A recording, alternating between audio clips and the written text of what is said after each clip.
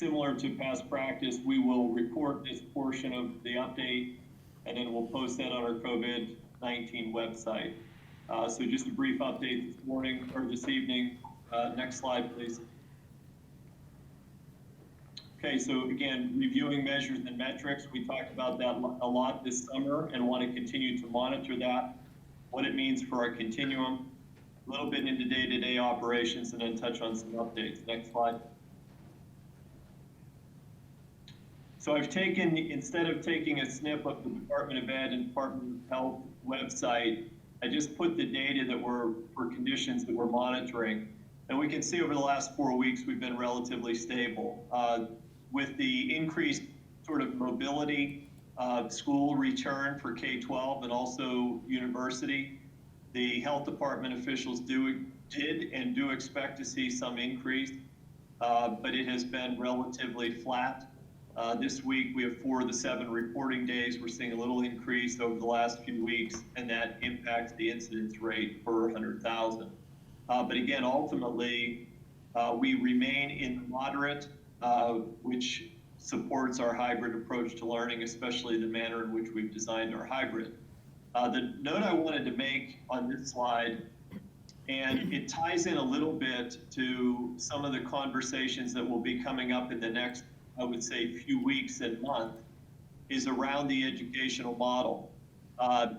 We've had a positive start to the school year. When this presentation's over, we had a few board members who were able to visit and tour buildings to see the hybrid model and virtual program in action. But the experts are forecasting worsening conditions.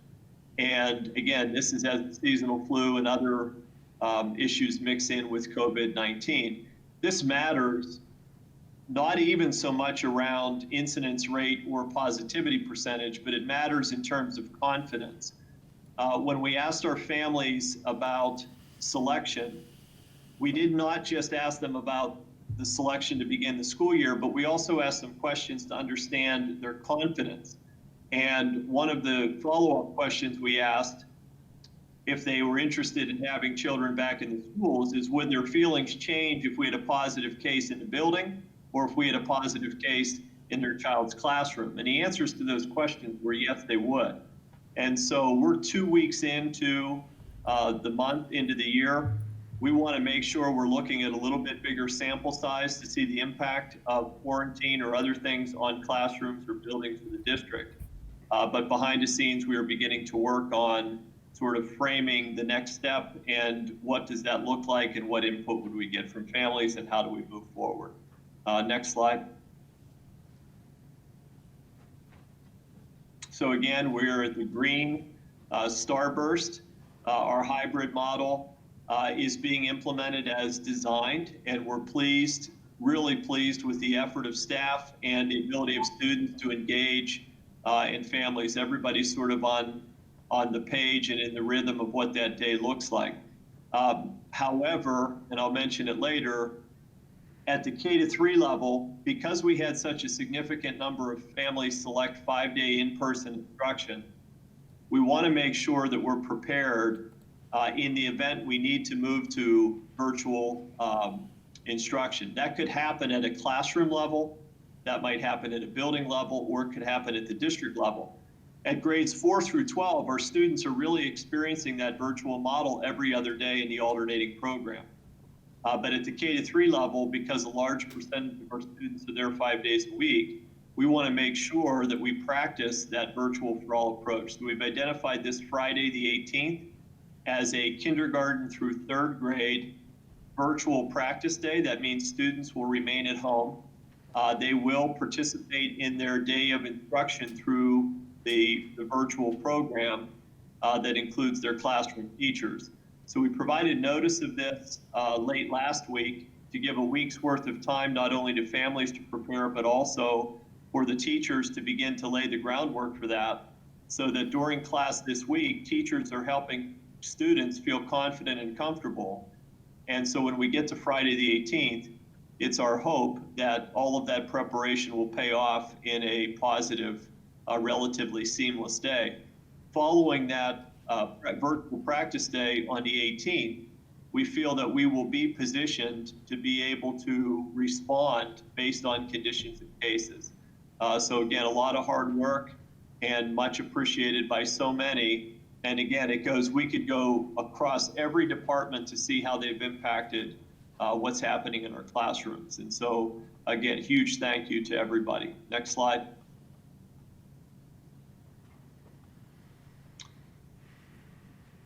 So this, again, the big focus point is that the Pine-Richland Hybrid is designed a little bit differently than others. Many schools have some form of hybrid model. Ours was built on the understanding that we'll have asymptomatic students and or staff, and through face coverings, physical distancing, and the other mitigation strategies, we've put ourselves in the best place.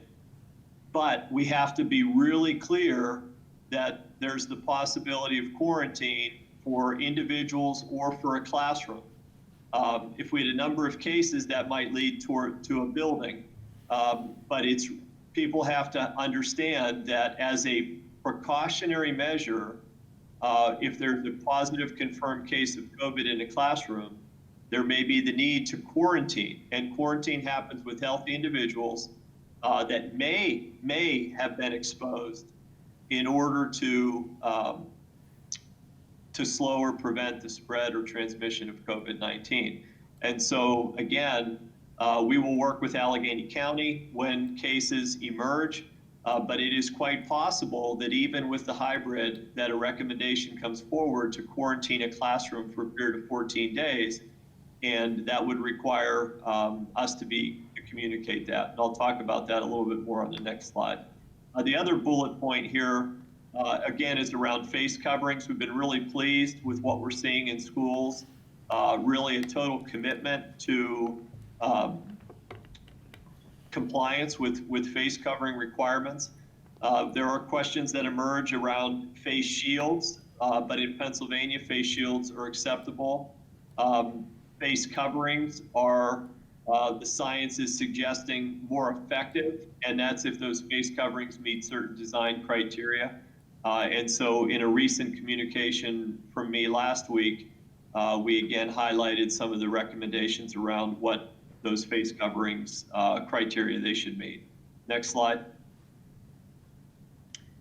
So I mentioned the K-3 virtual practice day this Friday. We're also conducting that with our students who have more intensive needs in Tier 3.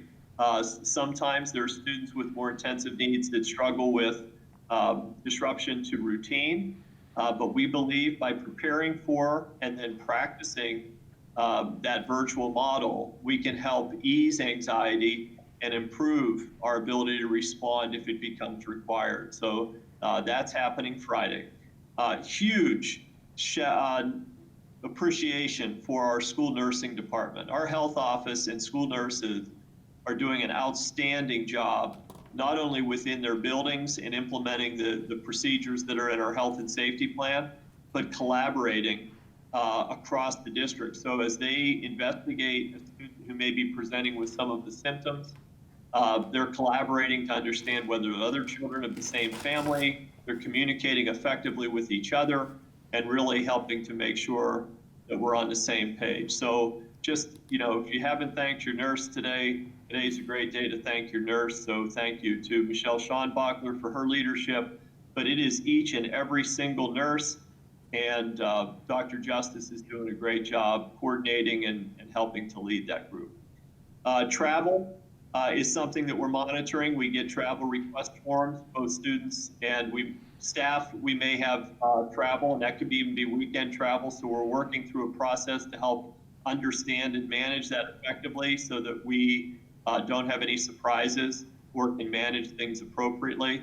One of the things that we've seen a little bit of is a student who might be at college university and either through isolation or quarantine returns home to do that. And in returning home, they come into contact then with their household. Their household may include school-age students. And what does that look like and mean? So that's something that we've been working through.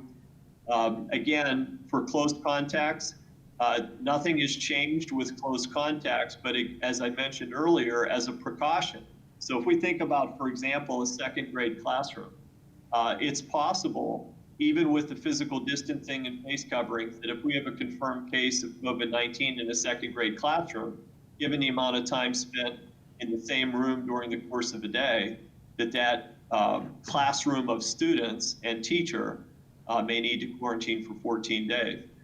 So what we have done is, and we started developing communications this summer, but our approach to communication, first and foremost, will be with those directly impacted. And so we have drafted communications for our staff and family in the event that they're needed, that are appropriate for K-3 and that would be appropriate for grades 4 to 12. And so if we were to have a circumstance where we need to communicate, first and foremost, after we work through our process, we would be communicating with those directly impacted. We have also drafted a more generic, general district communication. It would have different set of details, but it is prepared so that if there are questions or things emerging, we hope that rumors don't spread. We know that rumors do spread at times, or that social media, for all its benefits, can have negative elements as well. And so if we need to do general communication, we're prepared to do that while not negatively impacting the privacy rights of our students and staff. So that's the balance point there. So we're working on, we have prepared those so that we're ready to go. Athletics and activities, Dr. Pasquinelli will probably talk about this a bit in the next item, but there's two changes, I should say, maybe not minor, but one is around how to manage spectators given the changes since our last meeting, and the other is around using locker areas as changing spaces. So Dr. P will talk about that a bit. We don't intend to continue to bring back the health and safety plans because they're naturally going to evolve. But if there is a substantive change, we would want to bring that forward. We're hopeful that after tonight, that is not necessary on a routine basis. Next slide. Okay, you can go back one. So again, that's it for the update tonight.